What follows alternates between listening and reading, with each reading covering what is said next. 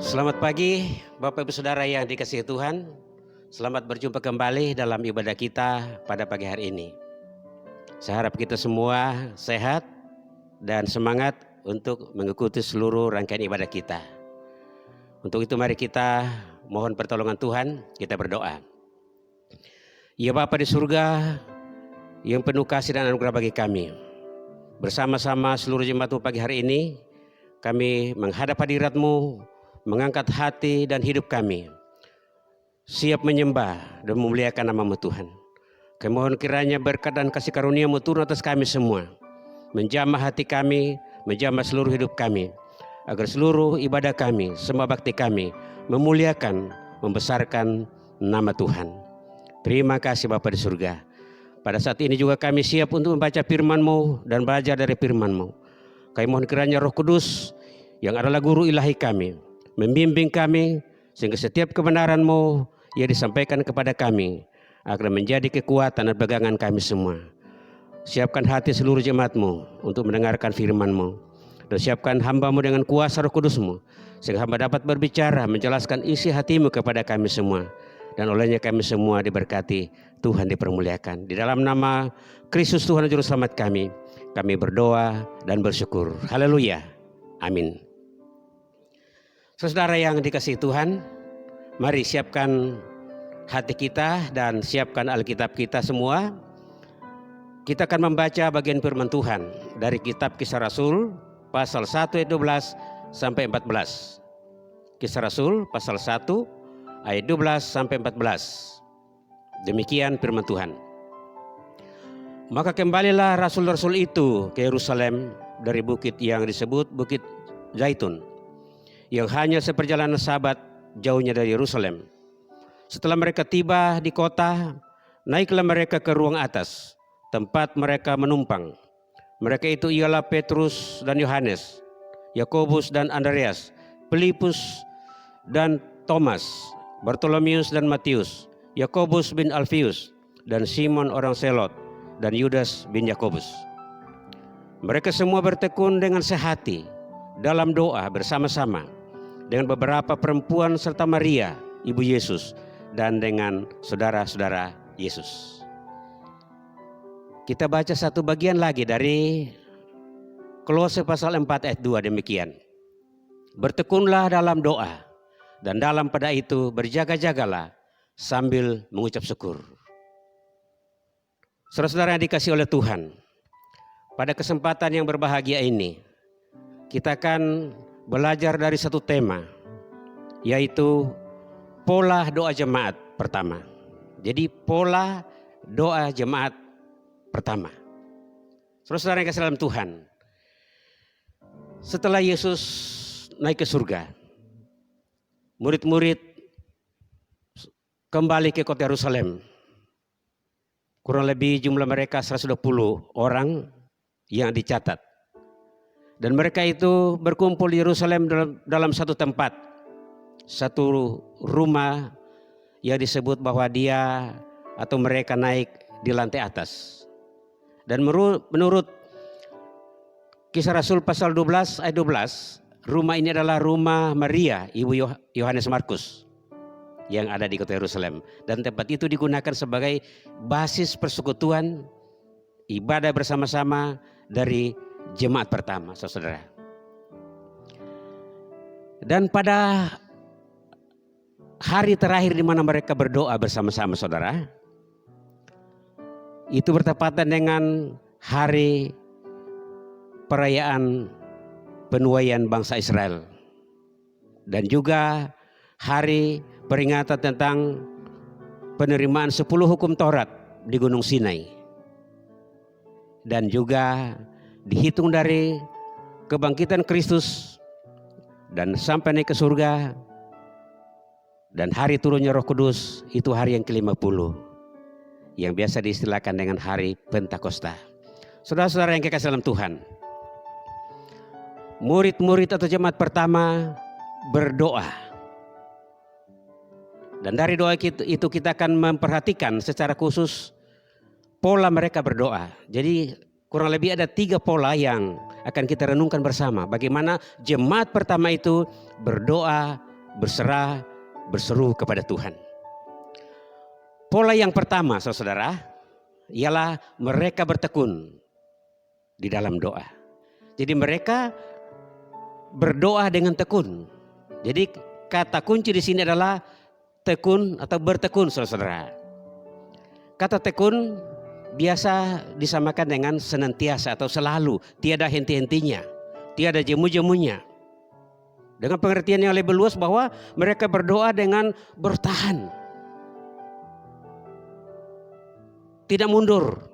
Walaupun ada tantangan, ada kesulitan, mereka tetap bertahan, berdoa, bersekutu dengan Tuhan. Mereka juga tabah. Ya, memang dalam berdoa itu tidak mudah, saudara.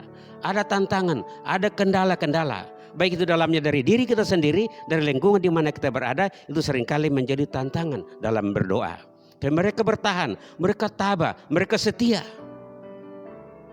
Bergumul, menyerahkan pergumulan itu kepada Tuhan sampai doa mereka terjawab. Itulah makna daripada tekun atau ketekunan. Sama seperti atlet, seorang pelari. Dari start awal sampai akhir untuk mendapat juara, mereka harus tekun berlari sampai garis finish. Apapun masalah, apapun tantangan di perjalanan, mereka harus hadapi semua tantangan itu sampai garis finish. Jadi mereka bertekun. Doa dengan tekun adalah doa yang digumuli terus menerus sampai tujuan dan doa kita terjawab, saudara-saudara. Semua jemaat waktu itu fokus kepada Tuhan. Kegiatan lain dikesampingkan dulu atau dipending dulu. Tapi mereka fokus kurang lebih 10 hari. Mereka bersatu di ruangan itu berdoa kepada Tuhan. Atau dengan istilah modern bahwa mereka online. Mereka online dengan Tuhan. Kalau online dengan Tuhan, orang yang pihak yang kita kasihi, pihak yang kita muliakan, pihak yang kita agungkan, betul-betul konsentrasi penuh terhadap Bapa di surga. Kenapa? Ada sesuatu yang ingin kita ceritakan, ada sesuatu yang ingin kita gumuli supaya Tuhan segera menjawab pergumulan dan doa kita. Jadi mereka betul-betul fokus kepada Tuhan. Seluruh waktu, seluruh kesempatan diberikan untuk Tuhan karena ada sesuatu yang ingin dicapai. Bergaul dengan Tuhan begitu rapat, saudara. Dalam Roma pasal 12 ayat 12, Rasul Paulus mengingatkan atau menasihati jemaat di Roma begini. Bersukacitalah dalam pengharapan, sabar dalam kesesakan, dan bertekunlah dalam doa. Sekali lagi, bertekunlah dalam doa. Berdoa bersungguh-sungguh, berdoa dengan serius. Membina hubungan komunikasi yang intens dengan Bapa di surga. Karena kehidupan jemaat terletak di tangan Bapa di surga. Saudara-saudara yang kasih dalam Tuhan. Kondisi jemaat Roma pada waktu itu dalam keadaan bahaya. Tekanan terjadi di mana-mana, penganiayaan terjadi di mana-mana oleh Kaisar Nero yang begitu ganas dan beberapa kaisar berikutnya, saudara. Dan jemaat ditantang supaya selalu bersukacita dalam penderitaan. Kenapa? Ada pengharapan. Walaupun disiksa, walaupun dianiaya, selalu ada pengharapan. Mereka disuruh bersabar dalam kesulitan, dalam kesesakan, dalam tekanan yang begitu berat. Mereka harus bersabar. Dan kata kuncinya lagi, bertekun dalam doa. Paling tidak mereka bertekun dalam doa supaya iman mereka jangan pudar. Iman mereka jangan putus di tengah jalan. Tapi mereka setia sampai akhir hidup mereka. Bahkan sampai mati pun. Rasul Paulus berdoa dengan tekun. Dia bertekun sampai akhir hidupnya. Bahkan sampai mati dalam penderitaan itu. Yang jelas bahwa mereka bertekun, doa mereka dijawab. Karena apa? Mereka tidak meninggalkan Tuhan. Mereka tidak meninggalkan juru selamatnya sampai dia mati. Sampai garis akhir kehidupannya, saudara. Itu makna daripada berdoa dengan tekun. Di balik ketekunan, saudara-saudara, jemaat memahami bahwa ada berkat, ada kuasa besar yang Tuhan siapkan bagi mereka. Dan tidak lama lagi mereka akan melihat bagaimana kuasa Allah turun, kuasa Roh Kudus turun atas mereka. Sehingga pekerjaan-pekerjaan besar akan mereka hadapi karena Tuhan menyertai mereka. Dalam doa dengan tekun, itu sudah pasti ada pengorbanan, saudara. Ada pengorbanan waktu. Ada pengorbanan kehidupan, kebiasaan yang harus dikorbankan. Karena harus memberi waktu sepenuhnya untuk Tuhan. Seringkali ada perasaan bosan, ada perasaan malas. Bahkan seringkali ada perasaan bahwa berdoa jangan sampai kita bertele-tele. Berdoa dengan tekun bukan berarti berdoa dengan bertele-tele, itu beda. Bertele-tele itu biasanya dipraktekkan oleh orang-orang munafik, orang-orang yang ingin mencari pujian, mengambil keuntungan dalam hubungan dengan Tuhan. Atau bertele-tele seperti orang menyembah berhala, bertele-tele sampai akhirnya jadi kesurupan. Bukan mendapatkan kuasa Tuhan, tetapi malah iblis yang masuk di dalam pola berdoa mereka yang bertele-tele. Tapi bertekun dalam doa bukan bertele-tele. Tapi betul-betul kita eksis dengan Tuhan, menyatu dengan Tuhan. Karena ada kebutuhan yang betul-betul serius diperjuangkan. Saudara-saudara yang kasih dalam Tuhan, berdoa dengan tekun bukan berdoa sekali-sekali. Ya sekali seminggu, sekali sebulan. Itu bukan doa tekun. Doa tekun berarti kehidupan ini, ia digambarkan bahwa doa itu sebagai napas kehidupan. Pada saat kita sudah mulai terganggu bernapas, berarti kita kurang sehat. Kalau kehidupan gereja, kehidupan Kristen sudah tidak tekun berdoa, berarti ada masalah. Ada gangguan kesehatan secara rohani. Jadi saudara, jemaat pertama dengan pola berdoa dengan tekun, saudara-saudara. Dan itu dibuktikan demi kehidupan rohani umat dan juga masa depan jemaat dan pekerjaan Tuhan itu sendiri. Pola yang kedua yaitu mereka sehati di dalam doa. Mereka sehati, berdoa bersama-sama dalam satu hati. Saudara, 120 orang itu yang dicatat, bahkan lebih sebenarnya saudara. 120 orang itu 120 pendapat, 120 pikiran dan pandangan. Tetapi dalam berdoa mereka sehati. Dan seringkali terjadi bahwa untuk sehati berdoa itu memang sulit, saudara-saudara. Itu satu dilema di mana-mana di persekutuan, di gereja manapun, gereja kecil, gereja besar, sama saja. Kalau kita mau sehati berdoa, berdoa puasa, berdoa bergumul untuk sesuatu kebutuhan, seringkali hanya majelis yang siap atau pendeta yang siap dan tidak didukung jemaat. Padahal konsepnya harus sehati semua. Semua harus bersatu di dalam doa. Sebab kalau kita masing-masing berdoa, tidak akan kita mencapai hasil yang besar. Memang doa pribadi itu memang diwajibkan setiap orang percaya. Harus berdoa secara intens dengan Tuhan. Tetapi dalam kondisi tertentu dibutuhkan kesatuan, kesehatian berdoa, bergumul dengan Tuhan saudara. Sehingga dalam satu hati, visi misi akan bisa tercapai. Kita akan mendapat kekuatan, kita akan mendapat kemenangan demi kehidupan rohani secara pribadi, secara keluarga, dan juga pekerjaan Tuhan akan kuat dan berhasil, saudara. Kesatuan dan kekompakan hanya dapat dikerjakan oleh kuasa Roh Kudus, dan kita yakin bahwa semua orang percaya waktu itu Roh Kudus ada di tengah-tengah dan di dalam hidup mereka. Yohanes pasal 20 ayat 20, mereka sudah dihembusi Roh Kudus. Semua orang yang percaya menerima Yesus, Roh Kudus ada di dalam hati mereka dan Roh Kudus mengendalikan mereka. Jadi Roh Kuduslah yang memampukan kita bisa sehati. Kesatuan dan kekompakan adalah pekerjaan Roh Kudus, saudara. Sehingga dalam kekompakan itu terjadi hal-hal yang besar dikerjakan oleh kelompok orang percaya, murid-murid yang dipersatukan di dalam kasih Kristus. Dalam kesehatian, kepentingan bersama sekali lagi dan tujuan-tujuan pribadi itu disingkirkan dulu. Sehingga kepentingan bersama menjadi suatu yang utama. Sehingga ada semangat, ada spirit bersama-sama untuk memuliakan Tuhan. Mendapatkan kekuatan, mendapatkan suplai rohani daripada Tuhan. Tatkala kita selalu intens dengan hubungan kita dengan Tuhan, saudara. Contoh saja, sebagai suami istri. Kalau komunikasi tidak begitu intens, akan ada banyak masalah yang tidak bisa diselesaikan. Antara anak dan orang tua, kalau komunikasi tidak intens, tidak begitu baik, ada banyak persoalan yang akan muncul, saudara, dan tidak akan terselesaikan. Tapi manakala komunikasi itu baik, lancar, persoalan besar akan mudah diselesaikan, saudara. Itu pola yang kedua. Sekarang kita masuk dalam pola yang ketiga. Apa yang pola yang ketiga? Itu mereka berdoa bersama-sama.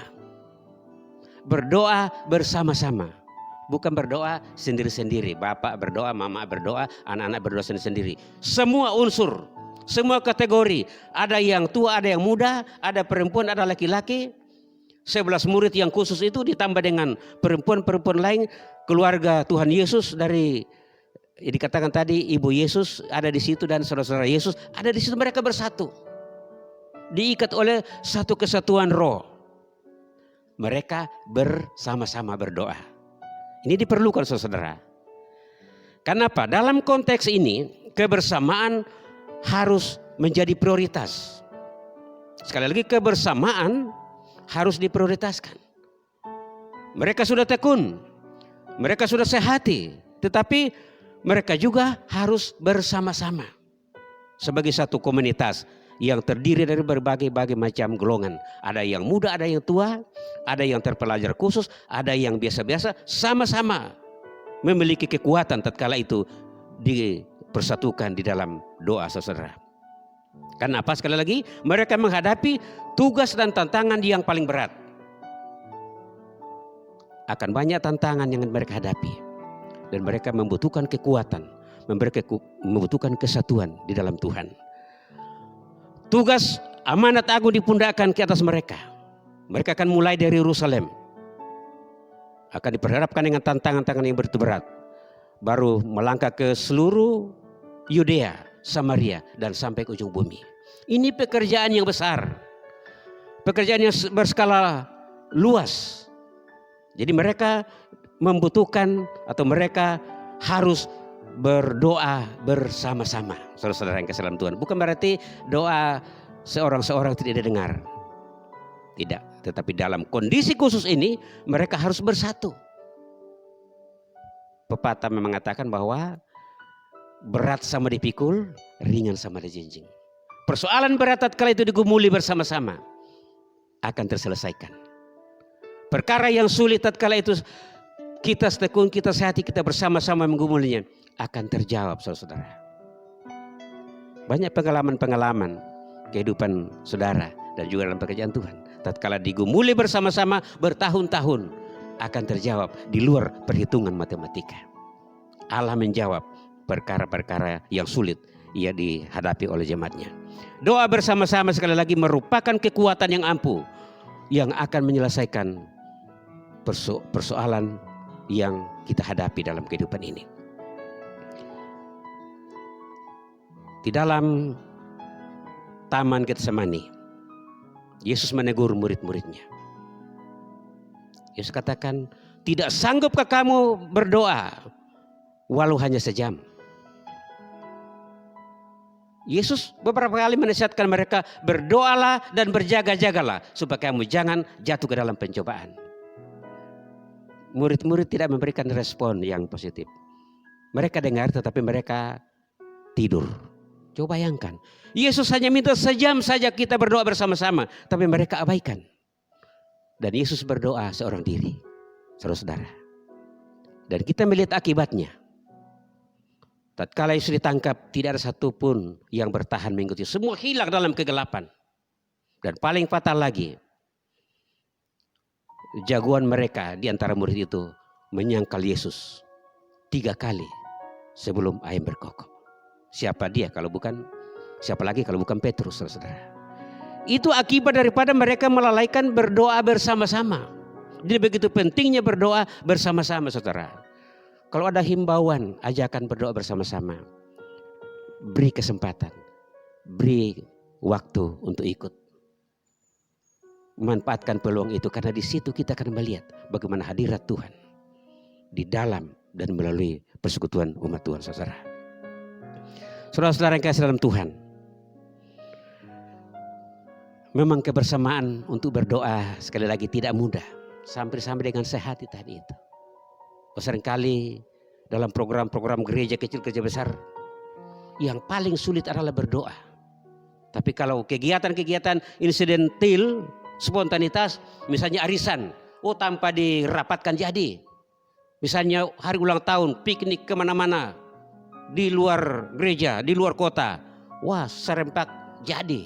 Tapi kalau berdoa bersama-sama, itu menuntut pengorbanan besar, saudara. Dan tidak banyak yang tertarik dengan hal ini, tapi saudara. Gereja tidak sadar, dan seringkali kita tidak sadar bahwa kuasa dan berkat Allah yang begitu besar tidak kita rasakan. Karena apa? Kita mengabaikan doa bersama-sama. Saudara-saudara yang kasih dalam Tuhan, doa adalah senjata yang ampuh, yang perlu dirawat, dipertahankan, dan dipakai oleh gereja Tuhan, oleh umat Tuhan secara pribadi, secara keluarga, secara lembaga atau secara jemaat. Kenapa? Di dalam doa, hadirat Allah dan kuasa Allah turun. Saudara-saudara, kurang lebih 2 bulan ini, gereja-gereja yang megah, gereja-gereja yang ramai dikunjungi jemaat sudah menjadi kosong melompong, dan tidak ada hadirat Allah di situ. Kenapa? Hadirat Allah turun ke rumah-rumah, ke jemaat-jemaat, ya kan? Karena janji Tuhan, di mana 2-3 orang berkumpul karena namaku, aku akan hadir di sana. Itu luar biasa, saudara. Di mana 2-3 orang berkumpul karena namaku, di situ aku ada di tengah-tengah mereka. Itu dalam Matius pasal 18 ayat 20. Perlunya berdoa bersama-sama, berdoa sehati sepakat. Kenapa? Di situ kuasa Allah akan turun. Kekudusan Allah akan turun di setiap persekutuan. Entah di rumah kos, entah di gubuk-gubuk, entah di rumah mewah. Yang penting di mana 2-3 orang karena nama Yesus, kuasa Allah, hadirat Allah turun di situ. Jadi saudara, bukan berlebihan kalau saya katakan bahwa di gedung gereja yang paling megah sekalipun tidak ada kuasa Allah di situ selama pandemi COVID ini berlangsung. Kenapa? Gereja ditutup dan rumah-rumah menjadi tempat ibadah. Disitulah kuasa Allah, kekudusan Allah hadir di sana. Berbahagialah saudara yang berbakti di rumah. Bukan berarti diabaikan, di situ hadirat Allah ada di situ, saudara. Jadi jangan abaikan persekutuan doa antara suami dan istri dan anak-anak dalam rumah dan tempat dimanapun, sederhana apapun, Tuhan ada di sana. Itu perlu digarisbawahi, saudara, bahwa doa, saya katakan tadi, merupakan senjata ampuh. Selain kita mampu menghadapi segala tantangan, karena kita terikat online dengan Tuhan, kuasa Allah hadir di dalam doa dan persekutuan kita, saudara. Saudara-saudara yang dikasihi oleh Tuhan, mari kita belajar dan menerapkan pola yang dimulai oleh jemaat pertama ini. Mari kita berusaha tekun berdoa. Pelihara ketekunan itu walaupun banyak tantangan. Pelihara kesetiaan itu berdoa. Karena di dalam kesetiaan kita akan merasakan kekuatan yang ampuh yang datangnya daripada pihak Allah sendiri. Dan kebersamaan, sekali lagi kita berdoa bersama-sama, kita akan melihat bagaimana Allah bekerja. Hal-hal yang mustahil bagi pemandangan manusia, kalau itu digumuli secara bersama-sama, mujizat Allah akan terjadi. Kenapa? Yesus hadir di tengah-tengah. Penguasa surga dan dunia, penguasa langit dan bumi hadir di tengah persekutuan umatnya atau jemaatnya. Saudara-saudara yang kasih dalam Tuhan, itulah kebenaran firman Tuhan untuk kita pagi hari ini. Berbahagia saudara mendengarkan renungan ini dan melakukannya dalam kehidupan saudara. Kita berdoa. Bapa di surga, renungan firman-Mu sampai di sini. Kiranya Roh Kudus menjelaskan kebenaran ini, memeteraikan firman-Mu dalam hati dan kehidupan kami semua. Sehingga kami semua sebagai anak-anak-Mu Tuhan, sebagai murid-murid-Mu Tuhan, menempatkan doa terutama dalam hidup kami. Walaupun mungkin selama ini kami lalai, kami berdoa asal-asalan saja, kami berdoa seadanya atau formalitas. Tapi mari Tuhan tolong kami supaya kami berdoa dengan tekun, berdoa dengan sehati, berdoa bersama-sama. Karena itulah hal yang terindah di mana kekuatan kuasa Allah akan nyata dalam perjuangan hidup kami. Tuhan memberkati seluruh jemaatmu dalam seluruh perjuangan mereka. Ada masalah-masalah kehidupan, ada yang sakit, Tuhan sembuhkan. Ada masalah-masalah ekonomi, Tuhan sumber segala berkat.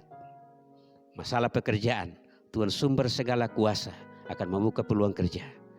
Dan kami berdoa supaya hari-hari ke depan ini kami hanya bergantung kepada kuasa dan kebesaran Tuhan. Tuhan memberkati seluruh jemaatmu. Anak-anak kami yang sedang dalam pendidikan, mulai dari TK sampai perguruan tinggi, berkat Tuhan akan menolong mereka. Usaha-usaha jemaatmu Tuhan berkati dalam berbagai-bagai bidang pekerjaan. Tuhan memberkati saudara kami semua. Terima kasih Tuhan. Terima kasih. Berkati bangsa dan negara kami. Pemerintah kami dari pusat sampai daerah-daerah. Mampukan mereka untuk melaksanakan tugas-tugas demi keamanan kesejahteraan negara kami. Termasuk menangani pandemi corona ini. Sehingga semua bisa berjalan tepat pada waktunya. Tuhan memberikan kebebasan, kemenangan bagi bangsa dan negara kami. Terima kasih Bapa di surga. Berkat kasih karunia-Mu turun atas kami semua. Kasih karunia dari Allah Bapa, Putra dan Roh Kudus menyertai kami semua hari ini sampai Maranatha. Kristus datang melantik salah-salahnya. Haleluya. Amin. Terima kasih saudara-saudara. Selamat siang. Tuhan memberkati kita. Tetap di rumah sampai kita jumpa minggu depan. Tuhan dipermuliakan. Selamat siang.